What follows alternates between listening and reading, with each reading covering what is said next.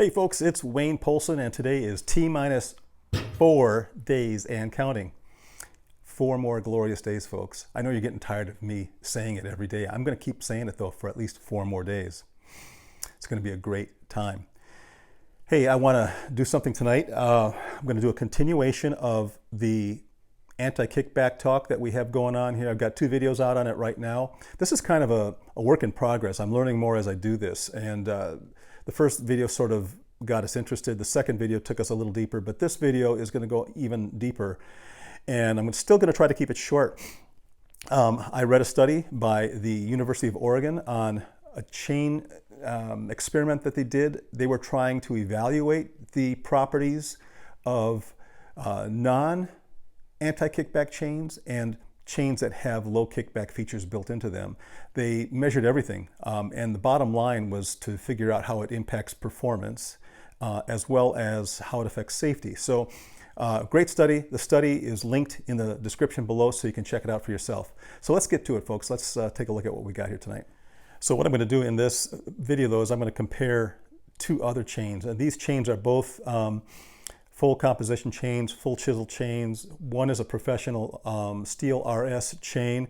The other one is a stock Husqvarna chain that came standard on my 572 XP. So just wanted to throw that in there for you.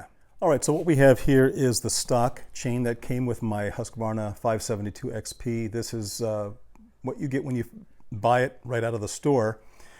And I think they're forced by law to put low kickback chains on all new sales. But this employs a different method of low kickback than the Echo chain on my CS2511T that we saw in the last video. What I'd like you to look at on this particular chain is you'll notice right here we have the cutter, we have the depth gauge, and then right behind it, or I should say right in front of it, that is actually a drive link. You can see this drive link right here as I pull it out. The top side of this drive link is just a ramp that ramps up to the top of the depth gauge.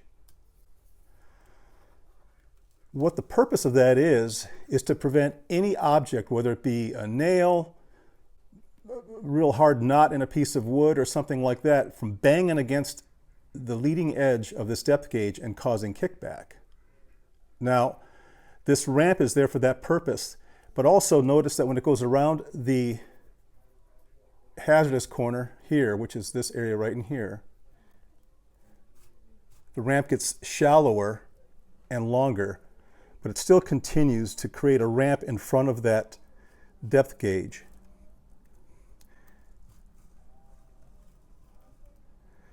So that's really it for this type of chain. They call this a drive link bumper or a bumper drive link.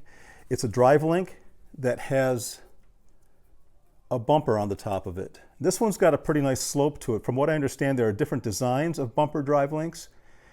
The drive link, or I'm sorry, the low kickback feature in my CS2511T chain is called a bumper link because the bumper is on the top side of the link, not the drive link.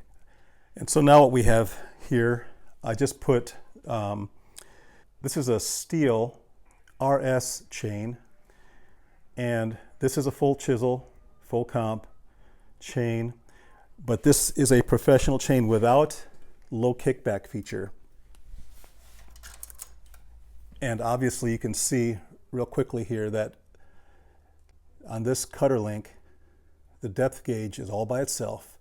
It's ramped by itself. It has a sloped ramp here, right along this edge. And that sloped ramp does help to reduce or minimize kickback. So that's why if you are filing your depth gauges, you should try to put a sloped edge once you're finished taking the top down. So yeah, this chain has no low kickback protection other than that sloped depth gauge right there. Here's the drive link. The drive link is flat. Here's the link. That link has no features on it. And then there's the next cutter tooth here.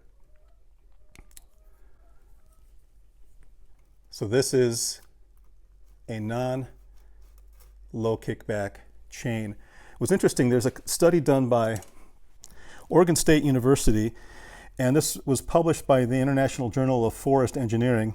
In this study, they tested 4 different types of chains. They tested one professional chain without any low kickback features, and they tested 3 other low kickback chains.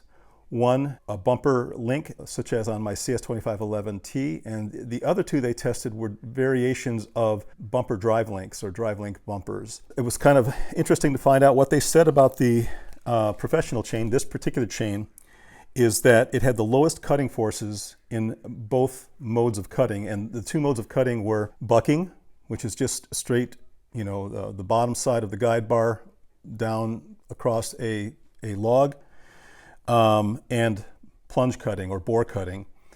Those are the 2 tests they ran, and they said that this particular chain has the lowest cutting forces as well as the highest efficiency in the bore cutting mode. Very efficient for bore cutting, and very little force required to buck logs. As a matter of fact, they said that the chain itself should be designed so that the weight of the saw itself will pull it into the wood. Very interesting. The whole idea is to minimize wear and tear on your body, right? Conserve energy. So good reason to keep your chains sharp, good reason to keep your rakers in tune or your depth gauges in tune, and also learn how to handle the saw so that you don't need the low kickback features, which will really deter performance. They did say that all the chain designs in the bucking arena performed pretty well, pretty much the same. Still, the best performer was this particular chain, but all of them performed well while bucking. But this is the only one that performed really well for plunge cutting and bore cutting. I'll put a link to the study in the comments below, and you can read this study. It's pretty interesting. It's pretty scientific. So there's a lot. There's like 9 pages to this document, and they get into every aspect of the study. So I'll put that down there. All right, I think that's all I have for tonight. So there you have it, folks. That wraps up another video. This is T-4 again, and I hope you enjoyed that. I'm looking forward to your comments on this topic. Let's keep the comments rolling, because the more comments I get, the more interesting this becomes. So folks, thank you so much for your input on this channel. I will talk to you, probably in one day. How about T-3? All right, we'll see you then.